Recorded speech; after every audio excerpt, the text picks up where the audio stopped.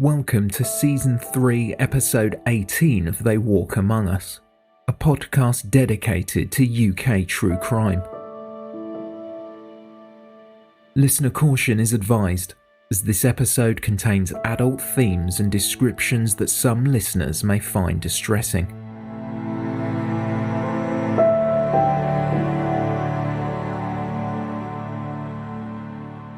Margaret got into the driver's seat.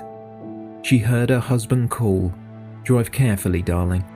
She turned the key in the ignition. Boom.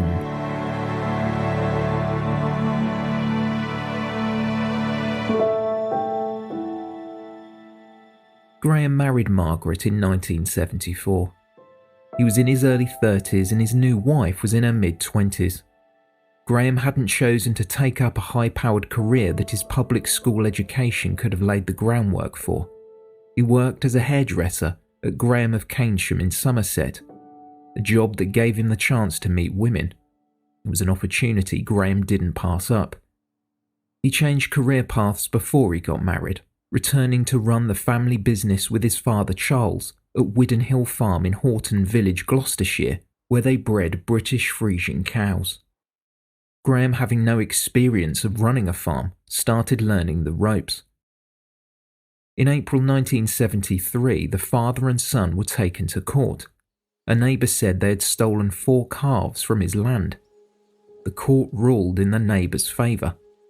The Backhouses were each fined £500 with an additional £100 for court costs.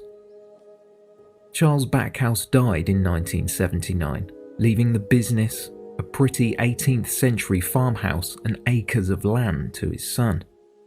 Since they were married, Graham and Margaret had had 2 children, a son and a daughter, and now appeared to be in an enviable position of inheriting a thriving business too. Upon receiving the farm, Graham decided to make some changes. He switched from farming cows to arable farming, growing crops. His idea didn't get off to a flying start. 2 years in a row, crops produced a poor harvest. A crop disease called take-all had lived up to its name by obliterating everything in the fields. Now Widden Hill Farm was losing money. The farm still had some cattle, so Margaret planned to drive into town to collect antibiotics for the cows. Her husband reminded Margaret that her car was out of use until the battery was recharged. She was to take Graham's Volvo, which was parked in the driveway. She left the house on April 9th, 1984, so did Graham. He was on his way to the milking shed. He said, "Drive carefully, darling," and then was out of sight. Getting on with the day's business while listening to the radio, Graham was working alongside farmhand John Russell. By the time her husband had disappeared from view, Margaret Backhouse had reached the vehicle and got in. When she turned the key, there was an explosion. It came from under the car, below the driver's seat. In a split second, the blast had projected thousands of small metal ball bearings from under the seat, badly lacerating Margaret's legs and buttocks. Miraculously, she was alive and managed to crawl from the car. Her husband didn't hear her cries for help. At the end of the driveway, she frantically waved one of her arms for help, hoping that a passing motorist could see her. Michael Cleverly was driving past the farm in his minibus. He saw Margaret Backhouse's panicked gestures and rushed to her aid. It was evident the woman was seriously injured. It wasn't immediately apparent what had happened, as most of the Volvo's damage was on the underside of the car. Graham was summoned from the milk shed by the driver. He left hurriedly but paused to grab a blanket on the way. He raised his voice. "Christ, what's happening?" He tried covering Margaret with the blanket, but in pain and shock she said, "Leave me alone. Don't touch me. Don't move me."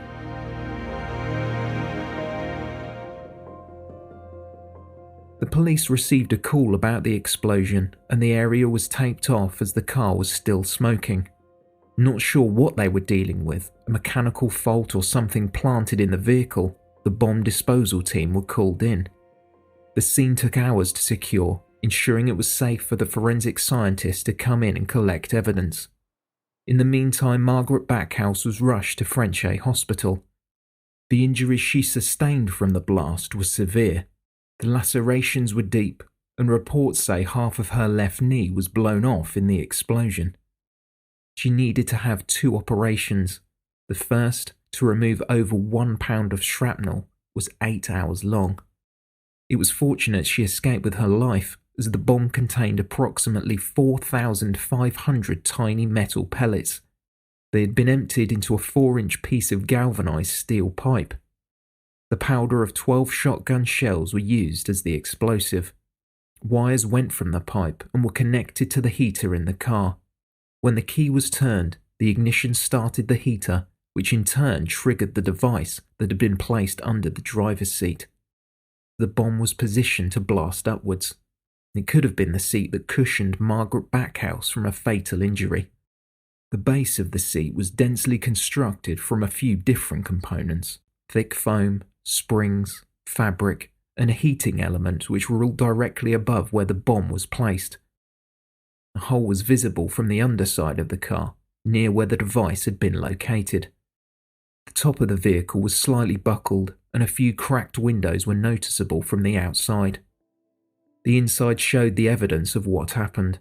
The interior was sprayed with blood, the base of the seat was destroyed, the back was split, and ball bearings and shards of metal were scattered on the floor or had lodged themselves throughout the car during the explosion.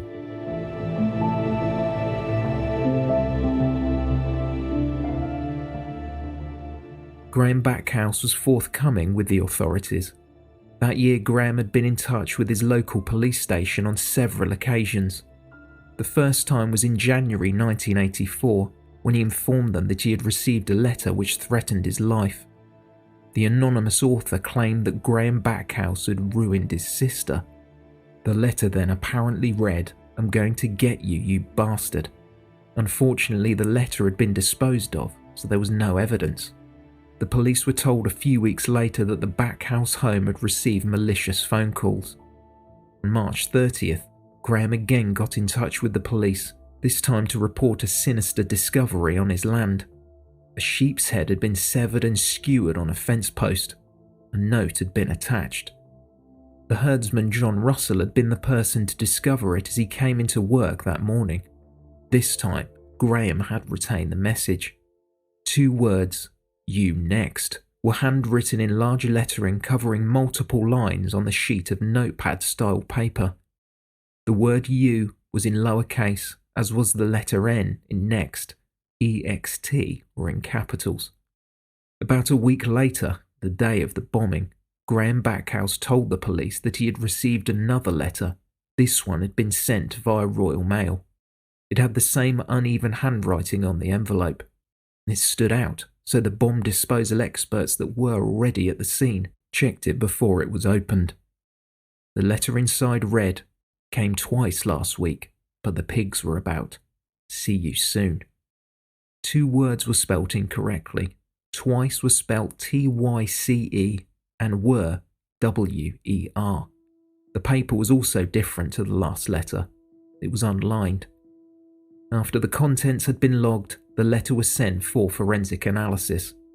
Widden Hill Farm was given 24-hour police surveillance, and the telephone was fitted with a recording device. The evidence pointed to Graham being the intended target, the first letter mentioning a ruined sister, and the fact that Graham, not Margaret's car, was booby-trapped.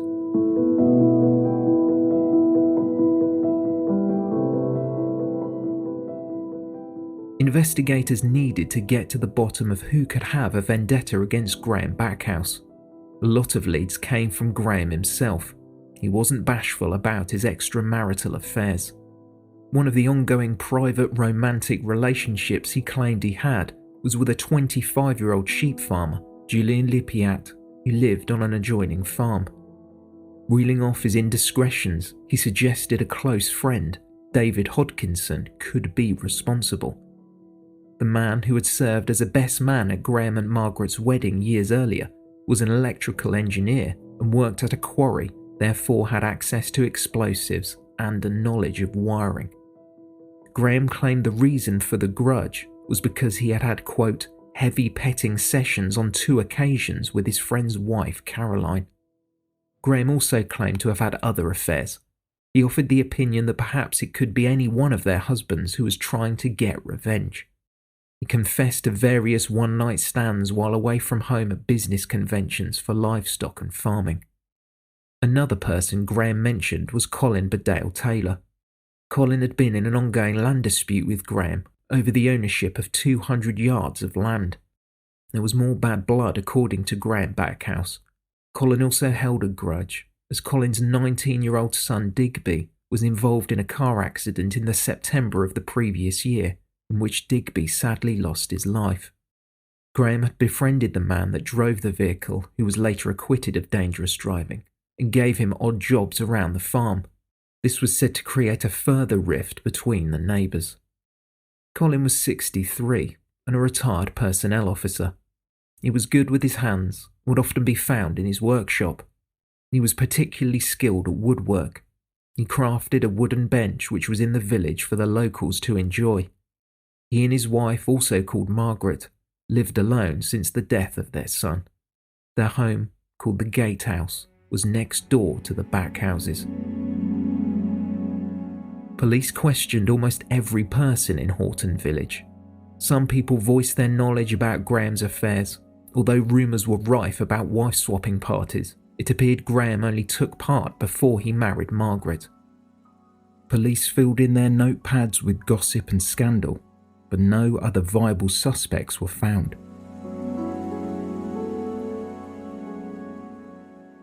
David Hodkinson appeared to be the obvious suspect. He had reason, the knowledge, and technical skills to carry out making and planting a bomb. He was arrested and held under questioning, but absolutely no solid evidence tied him to any part of the crime. He was on holiday in Spain at the time of the explosion. Also, Gillian Lippiat denied anything sexual had happened between her and Graham Backhouse. She didn't even know him that well. She had a friendship with his parents, who advised her on livestock. Also, as with David Hodkinson, there was no evidence that Colyn Bedale-Taylor had any part in the happenings at Widden Hill Farm. Police kept guard at the house, but everything was quiet. Margaret Backhouse was still in the hospital, and the 2 children were out of harm's way staying with other family members. No suspicious phone calls had come in, and no more sinister letters had been delivered at the farm. Graham Backhouse was alone, but no contact was made. As the days came and went, a week passed, but the 24-hour surveillance of the farm yielded no new clues, suspects, or information. While working with John Russell, Graham made a comment about receiving advice from the police. In addition to suggesting that he check his vehicles before he gets in, and making sure all buildings are locked and secure at night, he explained police said that he should unofficially carry a shotgun. Graham Backhouse also became terse with the officers monitoring the property. He requested that they stop guarding the farm. He believed if the perpetrator was to, quote, have another go, they wouldn't do so while police were lingering outside. If they were going to strike again, Graham said it would be better while the kids were away and Margaret was still recovering in hospital. Though reluctant, the police had no other choice but to withdraw surveillance. However, they did install a panic button in the farmhouse. If pressed, an alarm would sound at Staple Hill Police Station, just over 10 miles away. Officers wouldn't have to wait long before their help was needed.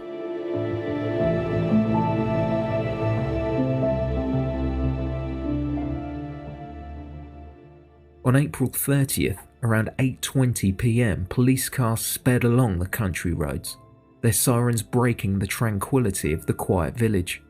Officers went around the back of the property and entered the Backhouse home via a door in the kitchen. The room was very different from the last time they saw it. Small, bright red pools of blood covered the floor. A dining room chair was laying tipped over on its side. In the hallway, a man was lying bloodied at the bottom of the stairs. A Stanley knife was tightly gripped in his lifeless hand. In the study, Graham was found sobbing and dripping blood. A deep gash travelled from one of his ears to the centre of his bottom lip. A second extensive wound ran diagonally across his torso. His shotgun laid on the floor beside him. Graham was rushed to hospital, the same one his wife Margaret Backhouse was convalescing in. His wounds were severe but not life-threatening. It appeared as though he was slashed with a knife but not stabbed. While Graham Backhouse was getting the 80 stitches used to treat the wound on his face, the police had secured the farmhouse after taking evidence. It was prepared for a forensic sweep the next day in the daylight. The following morning, Graham was eager to share his account of the previous night from his hospital bed.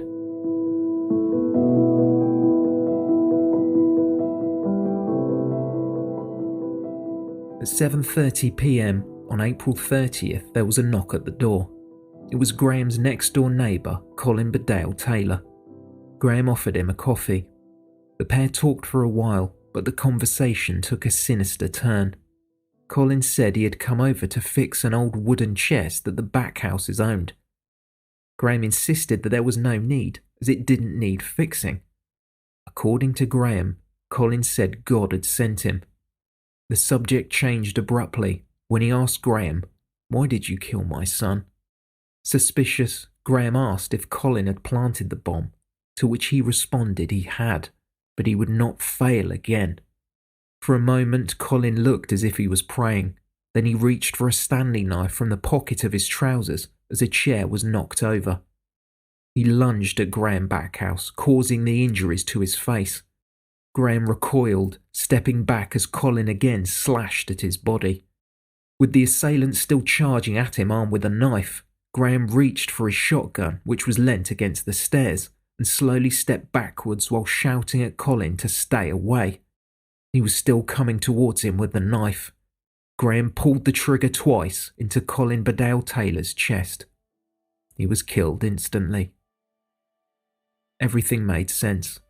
A neighbour with a grudge sought revenge on Graham Backhouse, and in the throes of grief he stopped at nothing, planting explosives, then later revisiting his target, armed with a knife.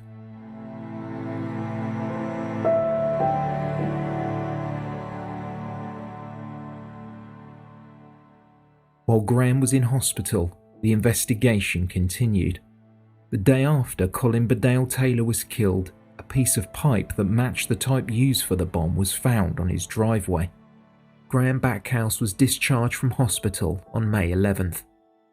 The press had taken an interest in the story and waited outside for him to make comment. When Graham emerged, he did so with his wife Margaret beside him. She was supported by crutches and appeared to be uncomfortable. She neglected to return to the farmhouse at that time. Instead, she went to her father's house in Southampton. In the background, the evidence was being reviewed. Police dug deeper into the Backhouses' lives. They found that the poor crops had taken a massive financial toll.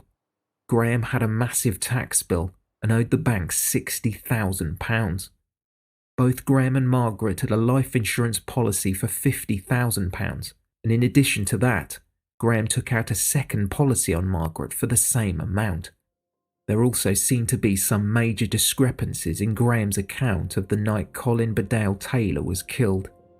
Graham Backhouse's story, just like the stories in the detective novels he told friends he wanted to write, began to unravel. He was arrested on May 14th. North Avon Magistrates Court in Bristol refused his application for bail.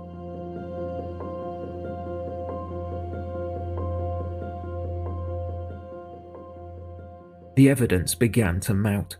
The pipe found on the Bedale-Taylor's driveway appeared to have been put there recently, as the unfinished ends had not started to rust. The Stanley knife that was used to slice Graham Backhouse's face and torso was found firmly in the hand of Colyn Bedale-Taylor. Investigators had to prise the weapon from his hand. If he were brandishing the knife and then was shot, his grip would have loosened.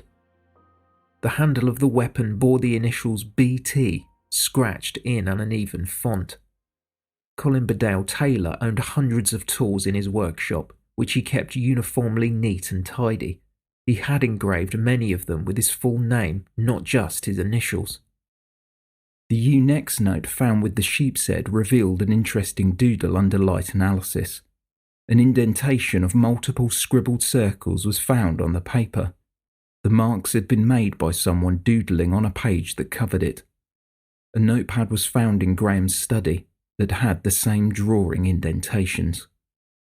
Forensic biologist Geoffrey Robinson from the forensic laboratories in Chepstow was brought in to study the crime scene. The blood distributed in the house told a different story to the one Graham Backhouse was telling. Graham had said the chair had fallen before he was cut, but there was blood underneath the chair, not on top, meaning he was bleeding before the chair was tipped over. There was no blood on the shotgun, which Graham Backhouse insisted he picked up after his extensive injuries. Colyn Bedale-Taylor still had the knife in his hand, though instincts would have made him drop it and grab his chest when he was shot. Blood was present on Colyn's hands, under the knife, suggesting that the knife had been put there after he had been shot. Graham Backhouse also claimed to have been attacked in the kitchen. Even though there was some blood present in the room, it didn't look to match the amount that would be there, especially while Graham was flinching and moving from an attacker. His wounds made his account extremely unlikely. The large gash on his face was accompanied by smaller tentative ones. It looked like he was getting up the nerve to make a larger cut. These types of hesitation wounds are often seen when people attempt to take their own lives by slitting their wrists. If Colyn Bedale-Taylor had slashed Graham's face as he described, the smaller cuts wouldn't have been made. The wounds didn't decrease in depth upon entry and exit, which further evidenced the fact that they had been made in a deliberate manner from someone standing still and not backing away from an attacker. Graham's Clark shoes had very little blood on them, and his footprints found in the kitchen showed only a small amount of blood, which was inconsistent with a struggle. Additionally, the blood spatter at the scene was circular in shape, like it had dripped from someone standing still. In contrast, if the injuries were caused in a frenzied attack, there would have been more blood present, and the pattern would have been long with spatter marks trailing. Studying the way blood looks at a crime scene, particularly what blood spatter says about the crime, was a new technique in the United Kingdom and was more commonplace in the US. Geoffrey Robinson was one of the pioneers to use this form of analysis in the UK.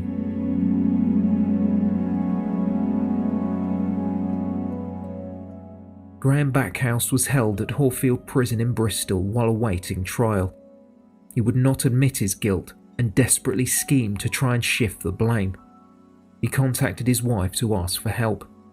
Graham wrote, "The police are fabricating a case against me, and my case is looking black. However, with your help, I can improve the case considerably.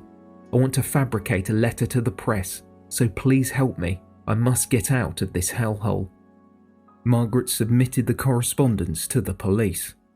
They later intercepted a letter to the Bristol Evening Post newspaper that had been smuggled out and posted by a fellow prisoner on his release. Backhouse offered £2,000 for the deed, but in reality, Graham wasn't in the financial position to pay.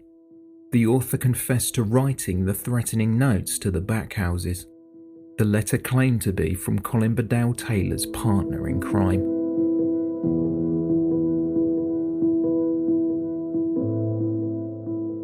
Stood in the dock at Bristol Crown Court on Monday, January 28, 1985, Graham Backhouse looked passive in contrast to the angry scar across his face. It was the prosecution's belief that Graham Backhouse attempted to kill his wife to receive multiple life insurance payouts upon her death. After his attempt failed, Colyn Bedale-Taylor was then used as a scapegoat.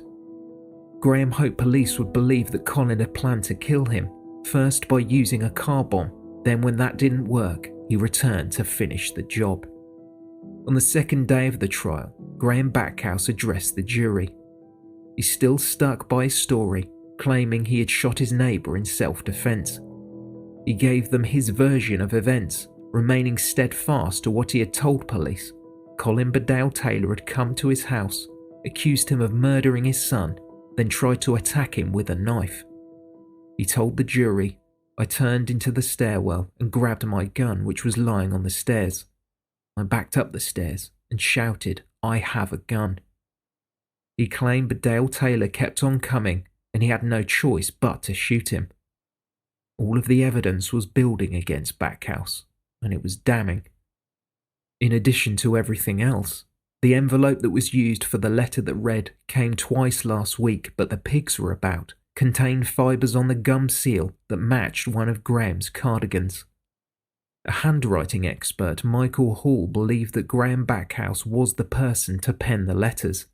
Backhouse made efforts to disguise his handwriting and deliberately spelt twice and were wrong, though he wasn't successful in hiding all of his writing characteristics. Pathologist Dr. William Kennard gave evidence to bolster the belief that Graham's wounds were self-inflicted. The pathologist said the wounds could have been caused by someone else, but Backhouse would have had to have stood there doing nothing while his attacker slashed him from shoulder to hip. But with no self-defense wounds, I favour self-infliction. Also, the facial wound was of a self-inflicted type, often seen in suicides, where tentative cuts are made before a major injury.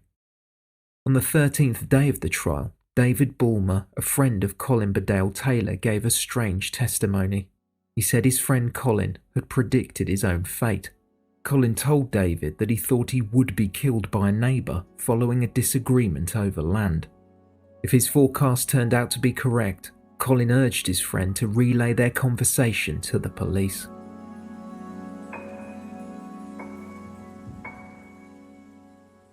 The sheep farmer Gillian Lippiat, who Graham claimed to have had an affair with, took to the stand. She said, "I want to refute entirely allegations made by Graham Backhouse." She stood firm on the fact that her only association with him was through his parents or in a working capacity. She said the only assistance I asked Graham for was to winter shear a few rams and to destroy by shooting the occasional farm casualty that any livestock farmer incurs. This is something I could never do myself as I'm not licensed to carry a gun. She went on, "Any suggestion by Graham Backhouse that there was any kind of relationship ever is a complete figment of his imagination, and I find it extremely distasteful." Colyn Bedale-Taylor's widow, Margaret, addressed the court. She said that her husband was a skilled craftsman at woodwork, but knew nothing of explosives or wiring. The herdsman on Widden Hill Farm, John Russell, also took to the stand and said he had been working for the Backhouses since 1977. He said that Graham appeared to be fond of his wife and children, and they seemed like a normal family.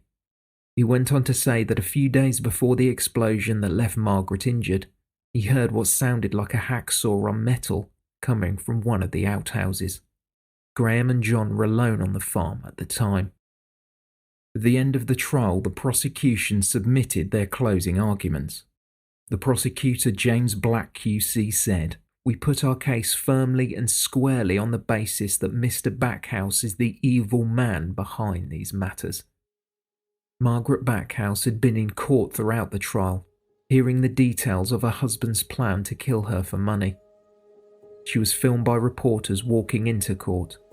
She understandably looked tired, and her pace was slow.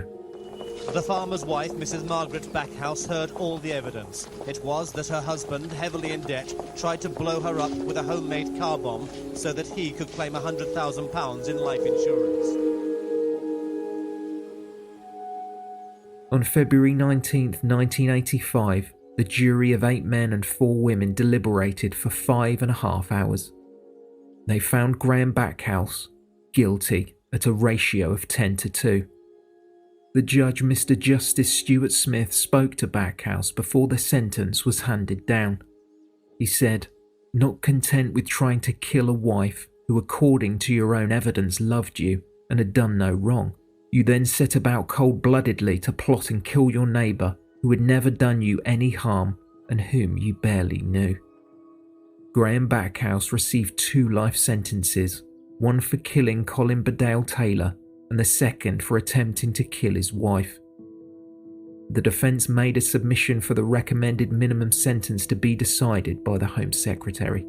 This was accepted by the judge. Villagers thought the family was the target of a hate campaign. There were supposed to be threats. One note was found with a severed sheep's head. Thus the scene was set to make the killing look like self-defence, and Backhouse believed that the dead man would be taken as a scapegoat for the bombing. But forensic tests revealed the full chilling truth of what had happened. Giving him 2 life sentences, the judge said the farmer was a cold-blooded killer, a devious and wicked man.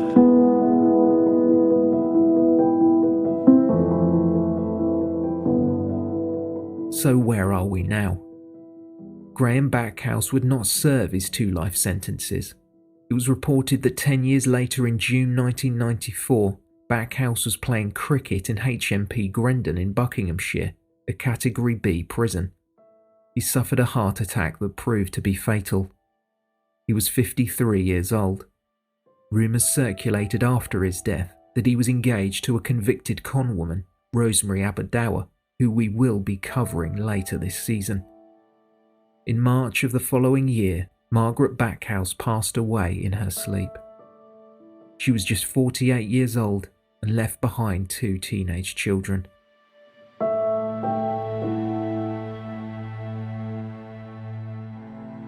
Thank you for listening, and special thanks to our Patreon supporters. For more information, please visit theywalkamonguspodcast.com.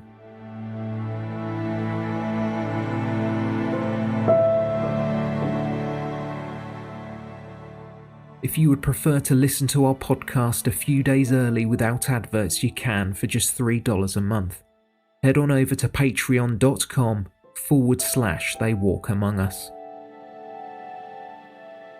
If you enjoyed the show, please consider subscribing on Apple Podcasts or your favourite podcast provider.